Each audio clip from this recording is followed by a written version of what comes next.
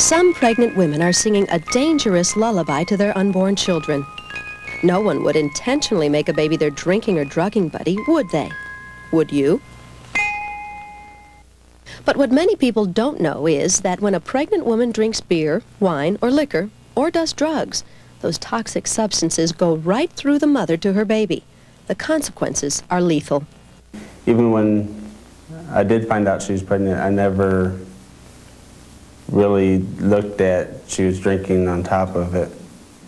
I just kind of ignored it. I didn't look at it. I didn't want to face up to that. Miscarriages, complicated births, addicted infants, birth defects, mental retardation. Yes, the aftermath of using during pregnancy can be deadly, and the problems may follow a child for a lifetime. One of the most serious results is fetal alcohol syndrome, FAS. What many people don't realize is that the abuse of alcohol while pregnant can cause serious and permanent brain damage. And once this damage has occurred, there is no cure. There are treatments for the problems associated with fetal alcohol syndrome, but there is no cure. My husband Jim and I have 6 children. 3 of them are adopted. 17 years ago, the last 2 adopted children entered our home, and they are brothers. And at the time, they were 3.5 and 5. And they certainly appeared to be normal, healthy toddlers, and we were very excited about their joining our family. It wasn't until the older boy was 17 years old that we knew that he had fetal alcohol syndrome. And that was very difficult because no one knew what fetal alcohol syndrome was, and all those years we hadn't understood why he was struggling in the way he was. The traits of children who have been affected by their mother's alcohol use during pregnancy include mental retardation. Fetal alcohol syndrome is one of the leading known causes of mental retardation in the United States. Learning disabilities make school very difficult for FAS students. He wasn't meeting up with milestones. He wasn't, he was behind in everything that he was doing. He was a lot slower. He didn't like to interact. He was more by himself, secluded. Physical abnormalities. You can identify some FAS children by their unusual facial features. They may have narrow, wide-set eyes, short, turned-up noses, and thin upper lips. Fetal alcohol syndrome slows growth rates, so these children may be shorter, thinner, and have smaller heads than average. Other physical problems may include heart defects, joint problems, failure to thrive, and high incidence of leukemia. But then I noticed the closer he got to school age, like kindergarten age, there were things that other kids were doing that Eric couldn't do. You know, he never has learned how to skip. He has very poor motor skills. He had some speech problems. A lot of physical things. And if mental and physical deficits aren't tragic enough, they may experience behavior problems. These youngsters are often hyperactive, can't tell right from wrong, and frequently lie. Many eventually get into trouble with the law. Social skills. Early temper tantrums may forecast ongoing problems with anger. FAS youngsters can exhibit a range of unacceptable social behaviors. It's like he'll be real calm in that, and then all of a sudden, just a flick of a switch will just blow up. He'll lash out. And it's not just a push, it's a grab or throw somebody down. Or Because he's hurting inside. He's frustrated. It's hard. Colleen Mattarelli was a registered nurse when she discovered that one of her adopted children had FAS. In order to help her son, Colleen found out everything she could about fetal alcohol syndrome. Eventually, she became an FAS counselor. Colleen works with families who are trying to understand and cope with their youngsters' physical, mental, and emotional disabilities brought on by FAS. Because FAS is difficult to diagnose, many parents go through years of frustration until their child's disorder is discovered. Well, as a foster parent, having children in your home, that these children may be coming into your home for a variety of reasons, even as simple as medical neglect. And after they're in your home for a while, because of other things that come out, emotional issues.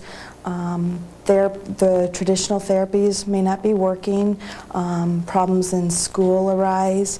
A lot of times you'll find children then with additional problems such as attention deficit disorder or possible FAS, FAE.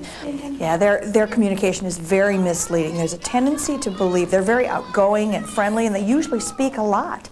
And so people think, well, Johnny is very capable because he's so outgoing and he can speak, and when I told him what to do, he could tell me back exactly what I said. And there is the assumption if you can do that, that you then understand. But the marker for children with fetal alcohol is that they always speak better than they understand, and they always appear brighter than they really are. The statistics are showing that most of these kids max out for reading at about 4th grade level. Spelling is at about 3rd grade, but math is clear down at about 2nd grade. Math continues to be a problem, which involves money management and time concepts. These kids don't keep appointments because they don't really understand time. So it can be a huge problem for these kids. What we think is that many of these kids really only understand about every 3rd word that's spoken.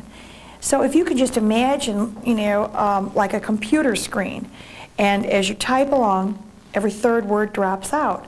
Well, of course, then they're going to lose continuity and context. And so they can't comprehend, but they can read as if they comprehend. And that's very confusing for people. There are children who will know the letter of the alphabet one day and not the next, and that's genuine. They're not putting you on, and that's not a behavioral problem. They can't remember. They also have to have the letters of the alphabet or the numbers written in exactly the same way, or they can't get it. They may not be able to distinguish uppercase from lowercase of the same letter. What we know is that the primary symptoms of fetal alcohol are behavioral. And so everyone thinks, because I look okay and I talk okay, I can understand what you've asked of me. And so when I don't do it, that I am I'm just deliberately being naughty. The truth is, I can repeat back to you what you said and still not be able to do it. I can't move that from one situation to another.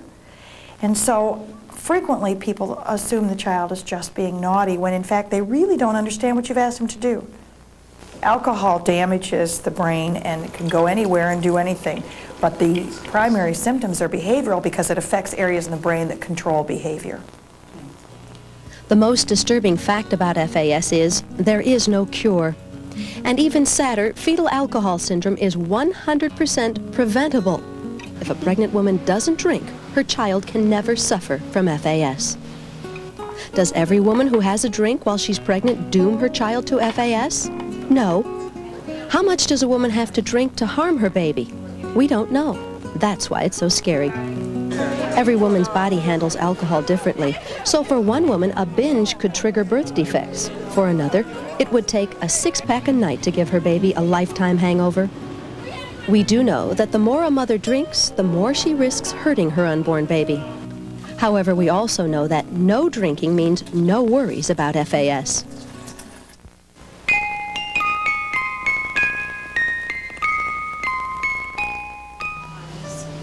When you look at these newborns, you might wonder how a tiny body could survive a bombardment of dangerous drugs. The answer is, it's very difficult, and many times it's impossible. All the problems of a drug-related birth can be completely avoided. If the mothers had not used marijuana, cocaine, crack, amphetamines, PCP, heroin, methadone, or other narcotics while they were pregnant, their infants probably would not be struggling to be healthy. Well, babies born to mothers that are addicted and taking substances are often much smaller than normal babies. They often are more irritable. They have an increased risk of developing problems with breathing and remaining in the hospital for an extended period of time.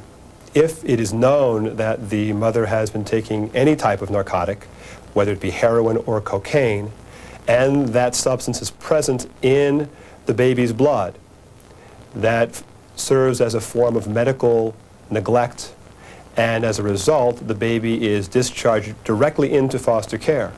So if someone is abusing drugs or alcohol and it is clear that this is occurring, that baby will not go home with that mother. This is an absolute. You will lose your baby, and you will have a fight to get your baby back. Tremors are a sign of addiction. It is extremely hard on an infant, especially a premature underweight newborn, to go through withdrawal. Neonatal abstinence syndrome, NAS, is the official term for infant drug withdrawal. It's a big phrase for a big problem. Addicted newborns are generally very sensitive to noise. They can be cranky and not very coordinated. They sneeze more than normal babies, and they can have trouble sucking and swallowing, which makes nursing or taking a bottle difficult. Babies that are born infected with the HIV virus automatically will have an increased risk of developmental problems. The HIV virus, if contracted early, can actually permanently damage the baby's brain.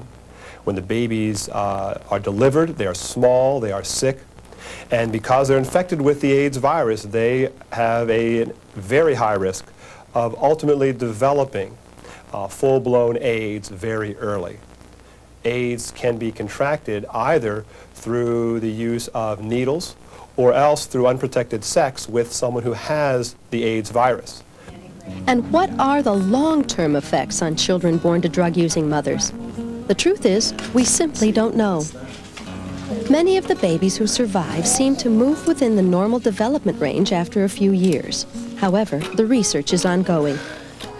There is an overlap in our discussion of fetal abuse.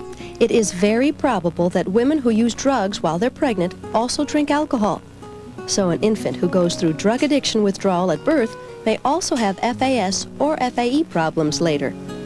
We know that a mother's drinking and drugging can cause severe birth defects. Where do we go from here? What can you do? Well, we can go back to the beginning and encourage prevention. The first step in prevention, once you've identified a problem and have determined that you really want to change, is to discuss your problem with your doctor. There is help out there. It's never too late for a pregnant woman to go through alcohol or drug treatment. Every day without a drink is a brighter day for a mother and her child. If you seek treatment and you are clean at the point in time when the baby is born, your baby will go home with you. And for the children who are already with us, the kids who don't have a second chance to be born to a mother who is clean and sober, what can we do for them? For starters, we can reframe our picture of fetal alcohol youngsters. Instead of pegging them as so-called problem children, we can begin to see them as disabled. They need a great deal of structure. They need for things to be absolutely concrete. They do not understand abstract concepts. We need to teach them in different ways. We need to allow them to have many more breaks in their day, more recess, more physical stimulation, much more hands-on learning. We have to say things more often to them and not consequence them because they didn't get it the first time. We need to teach them life skills. How do you get on a bus? How do you make change? How do you do laundry? How do you cook? I do dishes, stand up, feed dishes through the machine 8 hours a day. And sometimes I prep cook, and sometimes I do the garbage.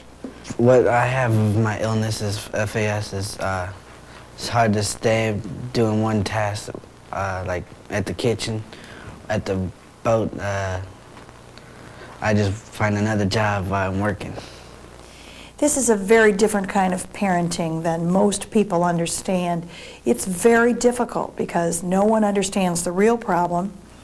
Parents usually are down on themselves. I certainly was, and most of the clients I deal with are. They believe if they were better parents, they could change things. These children are exhausting. The majority of them have some form of attention deficit with or without hyperactivity.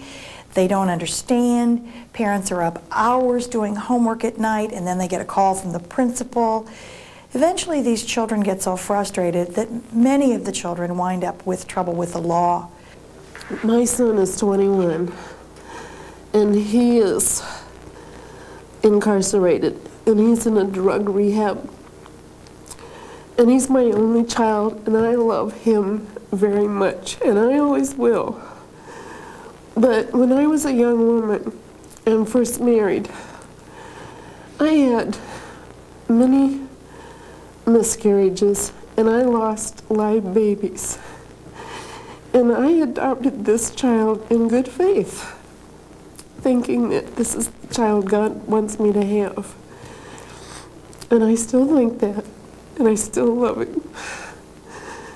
But I do wish people that would have babies would think of them first. There are some very dedicated people, some very exhausted people helping children who are suffering from fetal abuse. But there's love. There's a lot of love. And I want to watch the kids grow up. So whatever it takes, we're going to be there as a family together. How much easier it would be to help these children before they're born. This story of fetal abuse, the effects of drugs and alcohol, is a straightforward one. If a mother-to-be drinks or does drugs while she's pregnant, she could severely and permanently damage her baby.